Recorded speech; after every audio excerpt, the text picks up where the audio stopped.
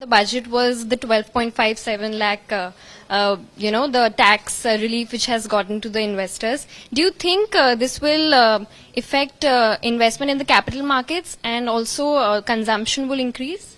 Yeah, absolutely. I think there are three main pillars of this budget. One I call keeping more money in the hands of the consumers, the middle class. The second is having a focus on infrastructure, and third is having control over fiscal deficits. And the larger aspect which is being discussed is the more money in the hands of the consumer or the middle class. I think it's a brilliant way to also give some relief, but also ensuring that the middle class now not only consumes more but also invests more into the markets. Today, NSE has 11 crore plus unique investors, which account for almost 20% or 22% of all households in India. And out of 11 crore, almost 25% people are women.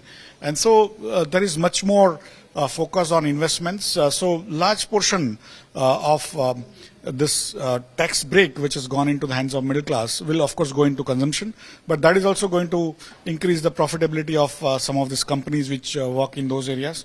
But some of that amount which is available to the middle class is also going to come into the stock markets, because now literally the NSE has reached via mobile into every nook and corner. Only 30 pin codes out of 19,300 plus pin codes, only 30 pin codes do not have investors, and that's where I think overall this budget is going to give a great fillip to the culture of savings, but also culture of investment in the stock markets.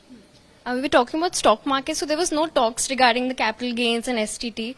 Do you think that is the reason why market hasn't really seen much highs after the budget?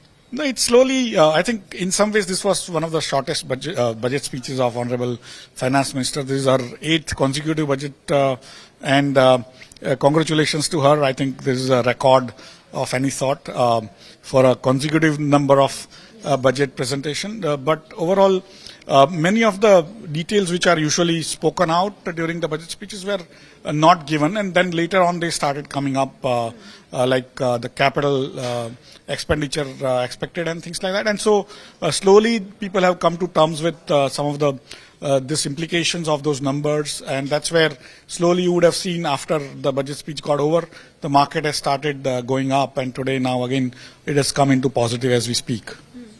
Government has also given credit guarantee for the MSME startup. So do you see this will affect the capex from the private side also, or how do you think the government capex will affect the whole thing? The MSMEs have always been bulwark of job creation in India. Even in her speech, she said more than 7 crore people are getting jobs from MSME, but they also account for 45% of all the exports of the country. And that's where India has to become, if India has to grow at that pace, it has to also start exporting goods in addition to the services or remittances. And that's where promoting SMEs not only increase the exports but also create more jobs per rupee invested compared to large companies. And that's where I think there is an increased focus on SMEs.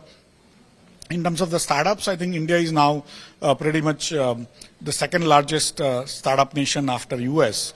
And that's where we need to focus on the youngsters and their entrepreneurial spirit to take India to become the most high-tech nation in the world. And that's where I think inclusion of AI in the government or many other schemes, I think are well thought of, and broadly giving signals to our entrepreneurs, young entrepreneurs as well as old, that we need to use high-tech not only in the newer areas but also older areas going forward. One major announcement from the insurance sector was the increase of FDI from 74 to 100%. How do you see this affecting the industry overall? Last 30 years we have been trying to get more penetration of insurance into the Indian markets compared to the rest of the world.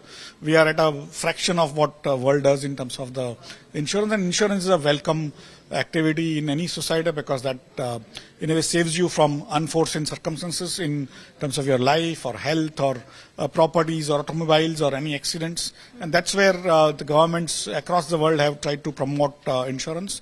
We have, despite our efforts, we have not been able to bring more penetration. That's where inviting foreign companies to own 100%, and so that they bring in their additional marketing or new schemes or ability to penetrate markets in a different way. And of course, there has been a caveat that all the premium collected has to be invested in India. So overall, I think it's a very welcome move to increase India's penetration for the insurance sector.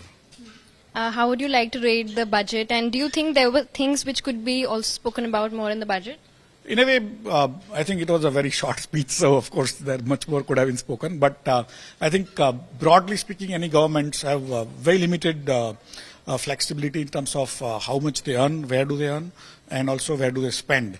So broadly speaking, the government has made its priorities clear and also have balanced the budget much more carefully with 4.4% fiscal deficit expected, which was not in a way easy to achieve post-COVID, and at the same time giving a lot of money in the hands of the investors by reducing income tax in the middle class, at the same time ensuring that the increase on infrastructure spend continues and the momentum continues, which will help us build our economy and also ability to create more jobs going forward. I think overall, whatever could have been done has been done, and so I would give 10 out of 10 to this budget. Thank you for joining us on Business Today, sir.